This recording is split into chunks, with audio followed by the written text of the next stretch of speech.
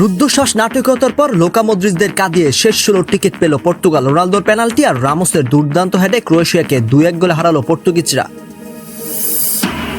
16 বছর পর বিশ্বকাপ নকআউটে ম্যাচ জিতল স্পেন।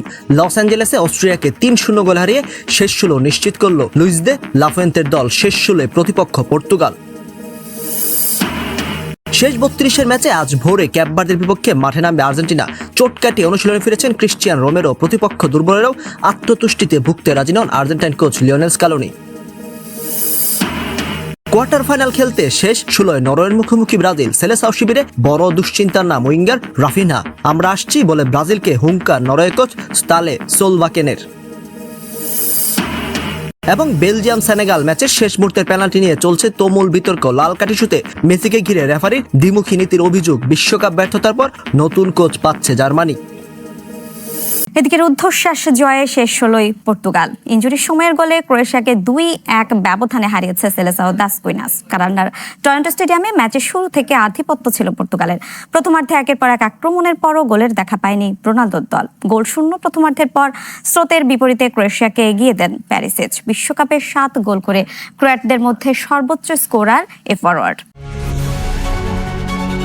রোমাঞ্চ, উত্তেজনা সবকিছু যেন জমা ছিল দ্বিতীয়ার্ধের জন্য। প্রাণহীন প্রথমার্ধের পর দারুণভাবে জমে উঠল লড়াই। এগিয়ে গেল ক্রোয়েশিয়া, ধাক্কা সামলে ঘুরে দাঁড়ালো পর্তুগাল। যোগ করার সময় দ্বিতীয় গোল করে যখন জয়ের অপেক্ষায় তারা, তখনই নতুন করে নাটকীয়তা। যোগ করা 10 মিনিট পেরিয়ে 13 মিনিটে পর্তুগালের জালে বল পাঠালো ক্রোয়েশিয়া। পরাজয়ের দুয়ার থেকে ক্রোয়াট শিবির তখন সমতায় ফেরার উচ্ছ্বাস, কিন্তু তাদের উদযাপন থেমে গেল VAR-এ গোল বাতিল হওয়ায়।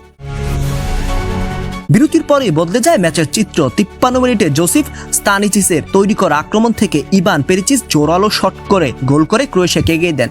মুহূর্তেই চাপে পড়ে যায় পর্তুগাল, তবে দ্রুতই ঘুরে দাঁড়ানোর ইঙ্গিত দেয়। 58 মিনিটে রাফায়েল লেওয়ারের দুর্দান্ত শট ক্রসবারে লেগে ফিরে আসে। 3 মিনিট পর রোনালদো বল জালে পাঠালেও খুব সামান্য ব্যবধানে অফসাইড হওয়ায় গোলটি বাতিল হয়।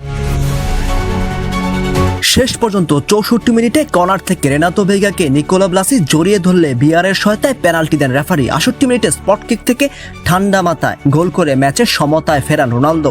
নকআউট বিশ্বকাপের ইতিহাসে এটিই তার প্রথম গোল। কিন্তু পর্তুগালের গল্পে তখনও শেষ অধ্যায় লেখা বাকি। দ্বিতীয়ার্ধে 10 মিনিট অতিরিক্ত সময় যোগ করেন রেফারি। যোগ করার সময় 4র্থ মিনিটে বাঁ প্রান্ত থেকে রাফায়েল লেও বক্সে ভাসিয়ে দেন অসাধারণ এক ক্রস। ইয়াস্কো বার্দিওল ও পংরাচিচকে টপকে লাফিয়ে ওঠেন গনসালো রামোস। তার হ্যাট পোস্ট ঘেঁষে জালে জড়াতে উল্লাসে ফেটে পড়ে পর্তুগিজ ডাকআউট। তবে সেখানেই নাটকের শেষ হয়নি। রামোসের গোল, উদযাপন এবং বদলির কারণে যোগ করার সময় আরও বাড়তে থাকে। শেষ দিকে ইয়াস্কো বার্দিওল গোল করলেও পাশালিচ অফসাইডে থাকার কারণে রেফারিকে বাতিল করতে হয় সেই গোল। 40 বছর বয়সী মদ্রিজ শেষ পর্যন্ত মাঠে থেকে দলকে ফেরানোর আপ্রাণ চেষ্টা করেন, কিন্তু পর্তুগালের রক্ষণ আর ভাঙতে পারেননি তিনি। শেষ বাঁশি বাজার পর ফুটবলের 2 তারকার এক আবেগঘন মুহূর্ত ধরা পড়ে। রোনালদো এগিয়ে গিয়ে আলিঙ্গন করে সাবেক সতীর্থ ও বন্ধু মদ্রিজকে। এরপরই শুরু হয় পর্তুগালের উৎসব, তবে তা ক্ষণিকের জন্য। শেষ 16 তাদের প্রতিপক্ষ যে দারুণ ফর্মে থাকে স্পেন। স্বাক্ষর পাল, খেলার খবর। চলতি বিশ্বকাপে প্রথম হার দেখতে যাচ্ছে আর্জেন্টিনা। কেপ ভার্দেকে সামলাতে পারবে না মেসিরা, এমন ভবিষ্যৎবাণী করলেন পূর্ব তিমুরের রাষ্ট্রপ্রধান ও নোবেল শান্তি পুরস্কার বিজয়ী হোসে রামোস হোর্তা। তিমুরের রাষ্ট্রপতির এই ভবিষ্যৎবাণী নিয়ে তোলপাড় চলছে নেট দুনিয়ায়। কেউ প্রকাশ করছেন সহমত, আবার কেউ করছেন এই ভবিষ্যৎবাণীর তীব্র সমালোচনা। বিশ্বকাপের নকআউট পর্বের ম্যাচগুলো যত ঘনিয়ে আসছে ততই বাড়ছে উত্তেজনা। ডিফেন্ডিং চ্যাম্পিয়নদের সামনে নবাগত দল কেপ ভার্দে। কাগজে কলমে লিওনেল স্ক্যালোনির দলই স্পষ্ট ফেভারিট। তবে এবারের বিশ্বকাপে মাত্র 5.5 লাখ মানুষের দেশ কেপ ভার্দে লিখছে একের পর এক রূপকথা। নকআউট ম্যাচের আগে কেপ ভার্দেকে নিয়ে ফুটবল বিশ্বের নতুন আলোচনার জন্ম দিয়েছেন পূর্ব তিমুরের রাষ্ট্রপতি হোসে রামোস হোর্তা। তার দৃঢ় বিশ্বাস কেপ ভার্দে আর্জেন্টিনাকে হারাবে।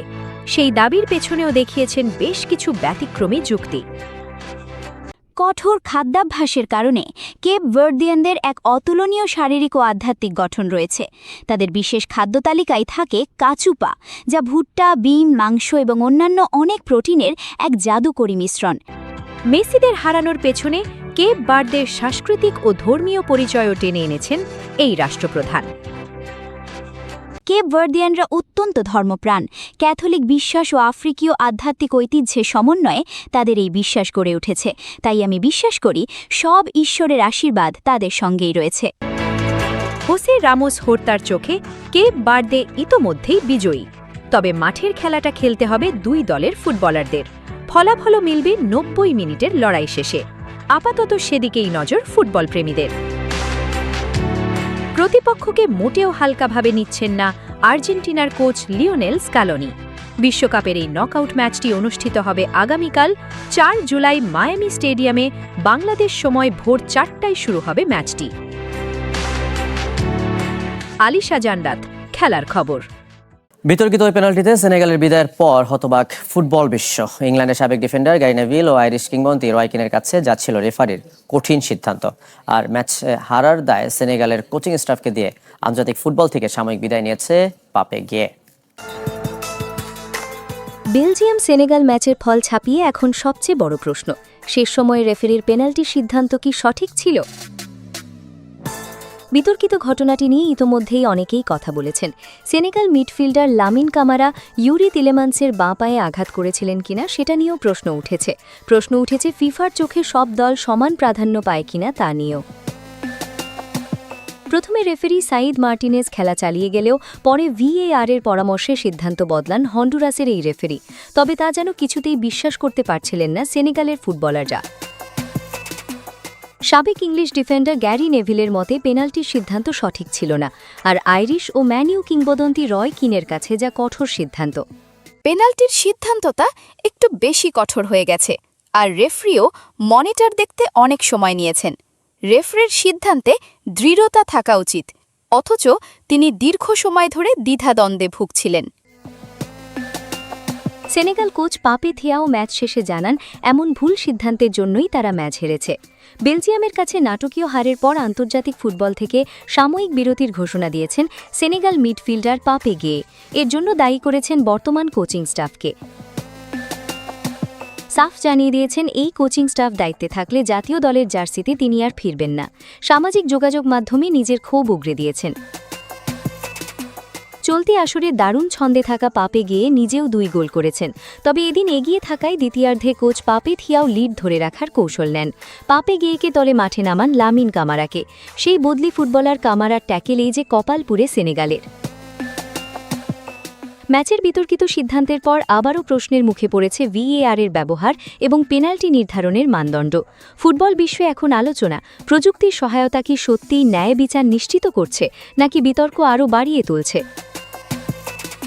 জান্নাতুল ইসলাম মৌ, খেলার খবর।